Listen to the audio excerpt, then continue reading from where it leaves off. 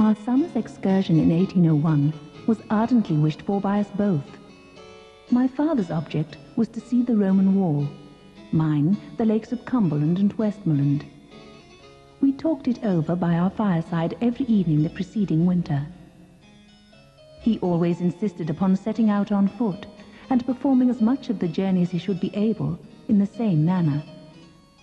The antiquary feeds upon withered husks, which none can relish but himself. Nor does he seem to possess the art of dressing up his dried morsel to suit the palate of a reader, for his language is often as dry as his subject, as if the smile was an enemy to truth.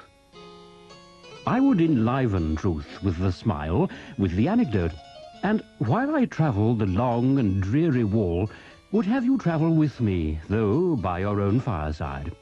Would have you see and feel as I do, and make the journey influence your passions as mine are influenced. I have now descended a hill of some magnitude called Wall Fell, and am within half a mile of the river of North Tyne. Could I follow the line of the wall, it would lead me to what was once the Roman bridge over that river, but as I could not, I submitted to the turnpike road and the present bridge, which perhaps is half a mile above that of the Romans, and which obliged me to quit the line of the wall for 2 miles. But private interest is known to prevent public good. The eye can easily carry the works of the 3 great men, Agricola, Hadrian, and Severus, over the water across the valley, and up one enclosure of perhaps 200 yards, 5 or 6 acres. And in the next close, we see it terminate in our 5th station, full of hills and hollows, from which it has acquired the modern name of Chester Holes. I am not far from the 22nd milestone between Newcastle and Carlisle. The enclosure where this city stood seems, like the other stations, to be 5 or 6 acres, but is in reality an oblong of 400 feet by 570, nearly 8 acres. It is in grass, very uneven owing to former use, and rather elevated, though near the bottom of high ground. But the Romans were obliged to fix here, or they could not guard the river.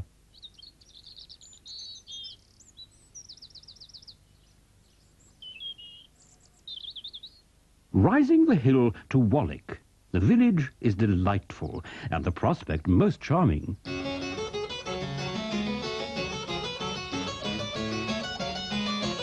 I am now at the 23rd milestone, the morning delightful, and the parallel lines before me magnificent.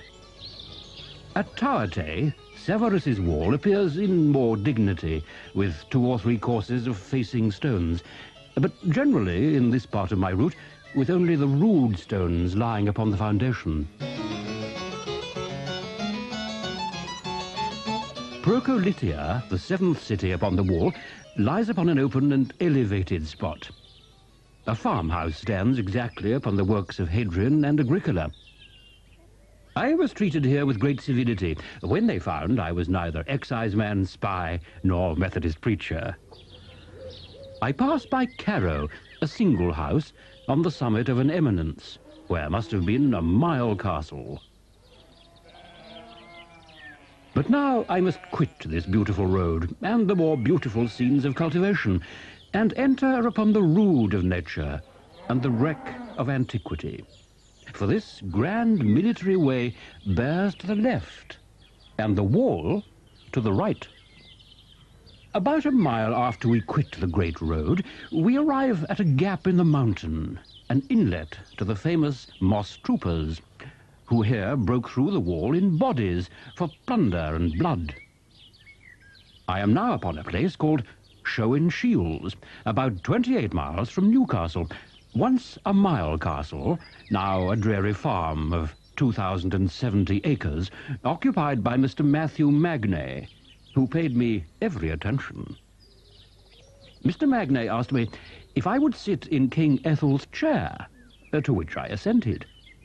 He took me to the top of a precipice 50 feet high, close behind the wall, from the bottom of which rose a perpendicular rock, which resembled the seat and back of a chair. But neither Ethel nor anyone else ever sat in it.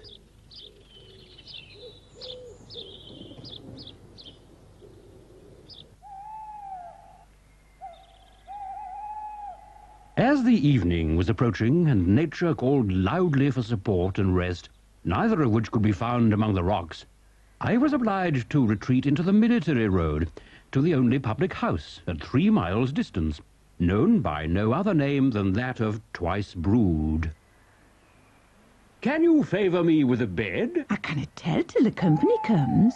"What, is it club night?" Yes, a club of carriers. "You must be so kind as to indulge me with a bed. I will be satisfied with anything." I cannot, except you will sleep with this man, a poor sick traveller who has fallen ill upon the road. "That will be inconvenient." Will you consent to sleep with this boy? "Yes." My landlady, however, swerved from her agreement, for she found me a whole bed to my wish.